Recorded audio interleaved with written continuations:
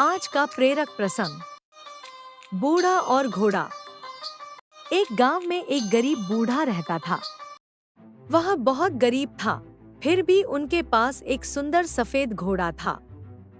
इसके कारण राजा के लोग भी उनसे ईर्ष्या करते थे।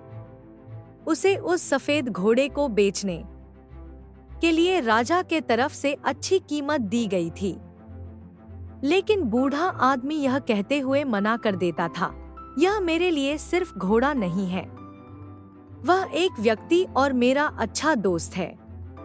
क्या आप किसी व्यक्ति या दोस्त को बेच सकते हैं? नहीं, यह हमारे लिए संभव नहीं है। एक दिन सुबह जब वह खलिहान घर में गया तो उसने देखा कि घोड़ा वहां नहीं है।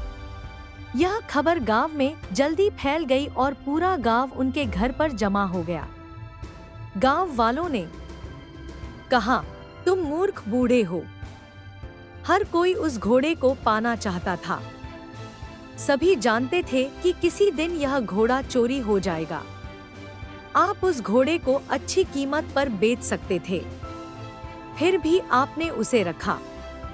अब घोड़ा चला गया है, यह आपका दुर्भाग्य है। बूढ़े आदमी ने जवाब दिया, सच तो यह है कि घोड़ा स्थिर नहीं है।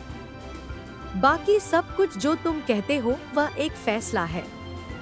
आप कैसे जानते हैं यह दुर्भाग्य है या नहीं? लोगों ने जवाब दिया, हमें मूर्ख मत बनाओ। आपका सफेद घोड़ा चला गया है, यह आपका दुर्भाग्य है। गांव के लोग उस पर हंसे और चले गए। उन्होंने कहा कि वह पागल है। वह उस घोड़े को बेच सकता था और गरीबी में जीने की वजह एक बेहतर जीवन जी सकता था।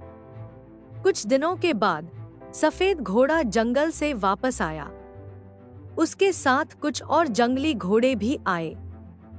गांव के लोग फिर उनके घर पर इकट्ठा हो गए और बोले, आप सही थे, यह दुर्भाग्य नहीं बल्कि आशीर्वाद है। अब आपके पास और भी सुंदर घोड़े हैं, आप उन्हें प्रशिक्षित कर सकते हैं और बेच सकते हैं। बूढ़े ने उत्तर दिया, फिर से आप बहुत दूर जा रहे हो। बस आप यह कहें कि घोड़ा वापस आ गया है और अधिक घोड़ों का होना एक आशीर्वाद है। यह केवल एक टुकड़ा है, एक दिन यह भी गुजर जाएगा। इस बार गांव के लोग चुप रहे। बूढ़े आदमी के इकलौते बेटे ने घोड़ों को प्रशिक्षित करना शुरू कर दिया। कुछ दिनों के बाद उन जंगली घोड़ों को प्रशिक्षण देने के दौरान बूढ़े का बेटा घोड़े से गिर गया और उसके पैर टूट गया। इस बात को सुनकर गांव के लोग इकट्ठे हो गए और बोले, आप ठीक कह रहे थे, अधिक घोड़े होना कोई आशीर्वाद नहीं है। अब तुम्हारा बेटा इससे घायल हुआ है। इस बुढ़ापे में अपने अपाहिज बेटे का क्या करोगे? बूढ़े ने उत्तर दिया, इतनी दूर मत जाओ। इतना ही कहो कि मेरे बेटे की टांग टूट गई है। कौन जानता है कि यह दुर्भाग्य है या आशीर्वाद? किसी को नहीं मालूम।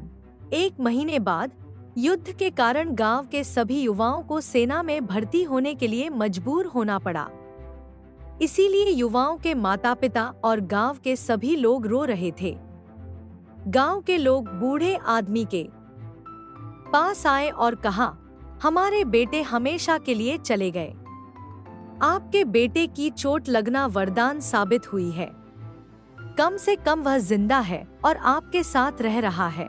बूढ़े ने उत्तर दिया, कोई नहीं जानता। इतना ही कहो, हमारे बेटे को सेना में भर्ती होने के लिए मजबूर किया गया और आपके बेटे को मजबूर नहीं किया गया। लेकिन कोई नहीं जानता यह आशीर्वाद है या दुर्भाग्य है, केवल भगवान जानता है। शिक्षा, हमें किसी भी स्थिति का न्याय केवल उसी से नहीं करना चाहिए जो हम देखते हैं। हम कभी यह नहीं जानते कि आगे क्या होने वाला है। सदैव प्रसन्न रहिए, जो प्राप्त है पर्याप्त है। जिसका मन मस्त है उसके पास समस्त है।